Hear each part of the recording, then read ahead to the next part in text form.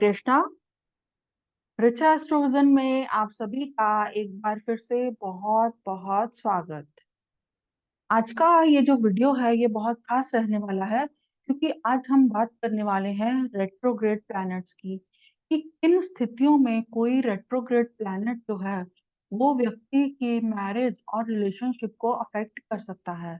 तो आज के इस वीडियो में हम ये जानेंगे कि अगर किसी व्यक्ति के बर्थ चार्ट में किसी रेट्रोग्रेड प्लैनेट का, किसी वक्री ग्रह का सेवंथ हाउस से किसी भी तरह का कनेक्शन अगर बन रहा है, तो किस तरह से ये सारी स्थिति इंडिकेट करती है मैरिज और रिलेशनशिप के थ्रू लाइफ में एक बहुत बड़ी कार्मिक सेटलमेंट की ओर। तो आज के इस वीडियो में हम इसी विषय पर बात करने वाले हैं। तो आइए शुरुआत करते हैं। ताकि हम जानते हैं कि सूर्य और चंद्रमा जो है वो कभी भी रेट्रोग्रेड नहीं होते, और इसके विपरीत राहु और केतु जो हैं वो हमेशा ही रेट्रोग्रेड होते हैं।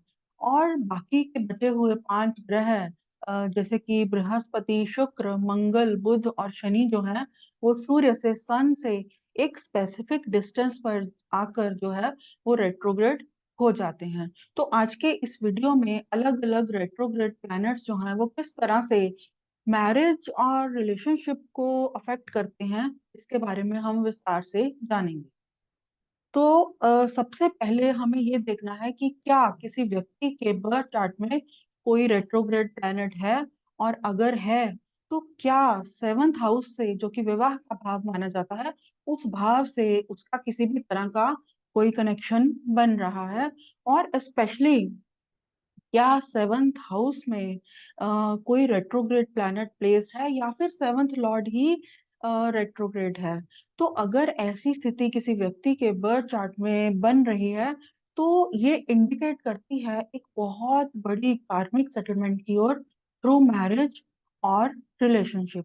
तो अगर ऐसी स्थिति किसी व्यक्ति के बर्थ चार्ट में बन रही है, तो इतना तय है कि आपको आपकी लाइफ में जो भी व्यक्ति थ्रू मैरिज और रिलेशनशिप मिलने वाला है, उ, उसके साथ आप पास्ट लाइफ से ही कनेक्टेड हैं, और पूर्व जन्म की, पास्ट लाइफ की बहुत सी अधूरी कमिटमेंट्स और पेंडिंग कर्मा को पूरा करने के लिए ही आप इस जन्म में फिर से मिल रहे हैं। और रेट्रोग्रेड प्लैनेट्स क्योंकि रेपुटेशन को भी इंडिकेट करते हैं, तो ये भी तय है कि आपको जो है उन अधूरी कमिटमेंट्स को, उस पेंडिंग कर्मा को, पास्ट लाइफ की जो अनसेटल्ड चीजों को, पास्ट लाइफ की कुछ एक गलतियों को रेक्टिफाई करने के लिए एक तरह से सेकंड चांस दिया जा रहा है। और इसी तरह से अगर किसी व्यक्ति के बर्थ चार्ट में सेवंथ हाउस में भी रेट्रोग्रेड प्लैनेट प्लेस्ड है और सेवंथ लॉर्ड भी रेट्रोग्रेड है, तो ये और भी ज्यादा कार्मिक सेटलमेंट की ओर ये स्थिति जो है वो इंडिकेट करती है। और इसी तरह से ये जो रेट्रोग्रेड प्लैनेट्स हैं ये अगर गंडमूल नक्षत्रों में प्लेस्ड हैं, तो ये और भी सीरियस टाइप की कार्मिक सेटलमेंट व्यक्ति के जीवन में संभावित है, इस ओर इंडिकेट करता है। तो इसी तरह से अगर कोई रेट्रोग्रेड ग्रह जो है वो सेवंथ हाउस या सेवंथ लॉर्ड के ऊपर दृष्टि डाल रहा हो, तो भी ये एक तरह की कार्मिक सेटलमेंट की ओर इंडिकेट करता है थ्रू मैरिज और रिलेशनशिप। और ये जो कार्मिक सेटलमेंट है ये किस तरह की होगी, ये डिपेंड करता है बर्थ चार्ट के ओवरऑल एनालिसिस पर।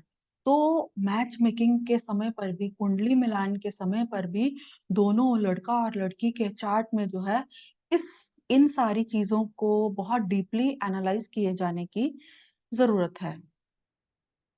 तो अब हम बात करेंगे सबसे पहले रेट्रोग्रेड जुपिटर की, कि अगर किसी व्यक्ति के बर्थ चार्ट के सेवंथ हाउस में, जो कि विवाह का भाव माना जाता है, तो वहां पर अगर रेट्रोग्रेड जुपिटर प्लेस्ड है, या फिर जुपिटर जो है वो सेवंथ लॉर्ड होकर रेट्रोग्रेड है, तो उस स्थिति में ये सारी स्थिति इंडिकेट करती है कि व्यक्ति की जो शादी है, उसकी जो मैरिज है, वो उसी व्यक्ति से होने की संभावनाएं बहुत बढ़ जाती हैं जिसके साथ ऑलरेडी बातचीत चलकर या रिश्ता होकर जो बातचीत है वो टूट चुकी होती है, यानी कि एक बार बातचीत खत्म होने के बाद दोबारा उसी व्यक्ति से रिश्ता जुड़ने की संभावनाएं ये प्लेसमेंट बनाती है। और इसी तरह से ये सारी स्थिति जो है ये भी दिखाती है कि व्यक्ति जो है अपनी मैरिज और रिलेशनशिप को लेकर भी बहुत ज्यादा आइडियलिस्टिक हो सकता है। हम बात करेंगे राहु और केतु की। तो जैसा कि हम जानते हैं कि राहु और केतु जो है वो हमेशा ही रेट्रोग्रेड होते हैं।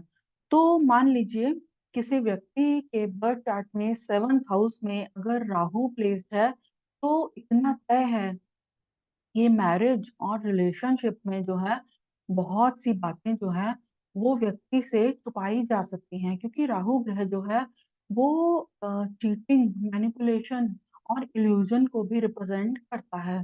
तो व्यक्ति की मैरिज और रिलेशनशिप में चीटिंग हो इस बात की भी पॉसिबिलिटी ये प्लेसमेंट दिखाती है। और व्यक्ति को बहुत सी चीजों के बारे में, बहुत सी बातों के बारे में जो है भ्रम में भी रखा जा सकता है, जिसके बारे में व्यक्ति को बहुत समय या बहुत सालों के बाद में व्यक्ति इस सारी स्थिति को समझ पाए। तो इसके बाद हम बात करेंगे केतु की। तो मान लीजिए केतु अगर किसी व्यक्ति के बर्थ चार्ट के 7th हाउस में अगर प्लेस्ड है तो व्यक्ति की तलाश जो है वो हमेशा एक आइडियलिस्टिक पार्टनर की रहती है। और मान लीजिए व्यक्ति को कोई जीवन में मिल जाता है, कोई पार्टनर मिल जाता है, तो भी उसको जो मिला है और जैसा वो चाहता है, उन दोनों में जो है वो उसके मन में जो कंपैरिजन है वो हमेशा चलता रहता है। और अगर मान लीजिए व्यक्ति को वो आइडियलिस्टिक पार्टनर मिल गया तब तक तो ठीक है, लेकिन अगर वो जो व्यक्ति मिला है वो उसकी एक्सपेक्टेशंस के अकॉर्डिंग नहीं है, तो धीरे धीरे जो है व्यक्ति उससे डिटैच होने लगता है। और ये डिटैचमेंट जो है वो आगे चलकर जो है वो रिश्ते को ब्रेकअप की ओर ले जाती है। और इसी सारी उधेड़-बुन में व्यक्ति जो है फिर से एक नए पार्टनर की तलाश में लग सकता है। तो अब हम बात करेंगे रेट्रोग्रेड सैटर्न की। तो अगर किसी व्यक्ति के बर्थ चार्ट में शनि ग्रह वक्री होकर, रेट्रोग्रेड होकर अगर 7th हाउस में प्लेस्ड है या 7th लॉर्ड होकर शनि जो है वो वक्री है, तो उस स्थिति में इस बात की प्रबल संभावना है कि व्यक्ति का जो पार्टनर है वो उसको सर्वेंट की तरह ही ट्रीट करे। या दूसरे शब्दों में ये कह लीजिए कि व्यक्ति जो है वो अपने पार्टनर के हुक्म का गुलाम ही बनकर रह जाए। और ऐसे लोग जो हैं अपनी लाइफ का छोटे से छोटा फैसला भी अपने पार्टनर को पूछे बिना जो है वो नहीं कर पाते। और इसी तरह से अगर हम रेट्रोग्रेड मार्स की बात करें तो मंगल के सप्तम भाव में 7th हाउस में होने से व्यक्ति जो है वो मांगलिक हो जाएगा। तो अगर रेट्रोग्रेड मंगल 7th हाउस में प्लेस्ड है या मंगल जो है वो 7th लॉर्ड होकर रेट्रोग्रेड है, तो इस बात की पॉसिबिलिटीज बहुत बढ़ जाती हैं कि व्यक्ति को मैरिज और रिलेशनशिप में बहुत एग्रेशन और फ्रस्ट्रेशन जैसी स्थिति का सामना करना पड़े। तो अगर ऐसी स्थिति किसी व्यक्ति के बर्थ चार्ट में बन रही है तो मैच मेकिंग जो है वो बहुत सोच समझ कर की जानी चाहिए। तो अब हम बात करेंगे मरकरी यानी बुध की। तो बुध जैसा कि हम जानते हैं कि वो डिसीजन मेकिंग और कम्युनिकेशन को भी रिप्रेजेंट करता है। तो अगर किसी व्यक्ति के बर्थ चार्ट के 7th हाउस में रेट्रोग्रेड मरकरी प्लेस्ड है या मरकरी जो है वो 7th लॉर्ड होकर रेट्रोग्रेड है, तो ये मैरिज और रिलेशनशिप से संबंधित मैटर्स में कंफ्यूजन और डिलेस को रिप्रेजेंट करता है। और बहुत बार इस बात की भी संभावना बनती है, अगर इस तरह की स्थिति किसी के व्यक्ति के बर्थ चार्ट में है तो व्यक्ति जो है मैरिज और रिलेशनशिप से संबंधित मैटर्स में फैसला करने में इतनी देरी कर दे कि वो जो अपॉर्चुनिटी है वो ही उसके हाथ से निकल जाए। एग्जाम्पल के तौर पर हम फेमस पर्सनालिटी रतन टाटा की बात कर सकते हैं, जिनके बर्थ चार्ट में मरकरी जो है वो 7th लॉर्ड होकर 1st हाउस में रेट्रोग्रेड है। यानी कि मरकरी 7th लॉर्ड भी है और 1st हाउस से 7th हाउस को एस्पेक्ट भी कर रहा है। तो रतन टाटा जी ने टाइम्स ऑफ इंडिया को दी गई एक इंटरव्यू में खुद बताया था कि कैसे 4 बार उनकी शादी जो है वो होते-होते रह गई। हालाँकि उनके बर्थ चार्ट में नो मैरिज योगा भी बनता है। तो हालाँकि रेट्रोग्रेड मर्करी की इस तरह की स्थिति का ये मतलब नहीं है कि व्यक्ति की जो है शादी ही नहीं हो पाएगी। लेकिन ये सारी स्थिति मैरिज और रिलेशनशिप से संबंधित मैटर्स में एक देरी को इंडिकेट जो है वो करती है। तो इसके बाद अगर हम बात करें शुक्र की, तो जैसा कि हम जानते हैं कि वीनस जो है वो मैरिटल हैप्पीनेस का नेचुरल सिग्निफिकेटर माना जाता है।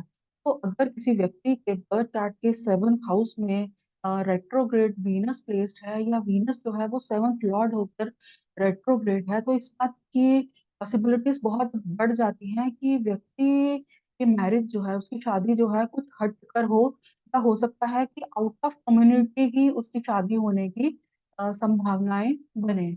और क्योंकि जो शुक्र है वो मैरिटल हैप्पीनेस का भी नेचुरल सिग्निफिकेटर है, तो बहुत बार इस बात की भी संभावनाएं बनती हैं कि व्यक्ति जो है आउट ऑफ मैरिज शादी से बाहर भी अपनी हैप्पीनेस को तलाश करने की कोशिश में लगा रहे। फैक्ट को शेयर करना चाहूंगी कि मान लीजिए किसी फीमेल, किसी लड़की के बर्थ चार्ट में कोई ग्रह जो है वो 8th हाउस में रेट्रोग्रेड है, या फिर 7th लॉर्ड ही जो है वो रेट्रोग्रेड होकर 8th हाउस में प्लेस्ड है। तो 8वां भाव जो है वो विवाह भाव से जो है वो दूसरा भाव माना जाएगा। तो इस स्थिति में इस बात की पॉसिबिलिटीज बहुत ज़्यादा हैं कि उस फीमेल के हस्बैंड को जो है लाइफ में 2 या 3 गुना ज़्यादा एफर्ट करना पड़ सकता है, हेल्थ से रिलेटेड मैटर्स में, फाइनेंशियल मैटर्स में, या फिर किसी दूसरे तरह के इश्यूज में। और ये जो स्ट्रगल है ये किस चीज़ से रिलेटेड हो सकता है, ये हम जान सकते हैं हस्बैंड के बर्थ चार्ट के ओवरऑल कंप्लीट एनालिसिस से। आखिर में मैं ये कहना चाहूंगी कि अगर किसी व्यक्ति के बर्थ चार्ट में इनमें से किसी भी तरह की स्थिति अगर बन रही है, तो इतना तय है कि व्यक्ति को मैरिज और रिलेशनशिप के थ्रू बहुत से कार्मिक लेसन्स जो हैं वो इस लाइफ में सीखने होंगे। बहुत सी अधूरी कमिटमेंट्स को पूरा करना होगा, पेंडिंग कर्मा को पूरा करना होगा। और इसके साथ ही जो वक्र एनर्जी है उसका संबंध जो है वो भगवान शिव से है। तो इस इस वक्री ग्रह की एनर्जी को चैनलाइज कर पाए व्यक्ति जीवन में, इसके लिए उसे भगवान शिव की आराधना जो है वो जरूर करनी चाहिए। और इसके साथ ही जिन भी व्यक्तियों के बर्थ चार्ट में इस तरह की स्थिति अगर बन रही है, तो उन्हें अपने ही पार्टनर के साथ जो है शादी के कुछ समय बाद जो है दोबारा से शादी जो है वो ज़रूर करनी चाहिए। तो ये था मेरा छोटा-सा विश्लेषण। अगर आपको मेरा ये वीडियो अच्छा लगा हो, तो मेरे चैनल को सब्सक्राइब करें, मेरे वीडियो को लाइक करें। हरे कृष्णा।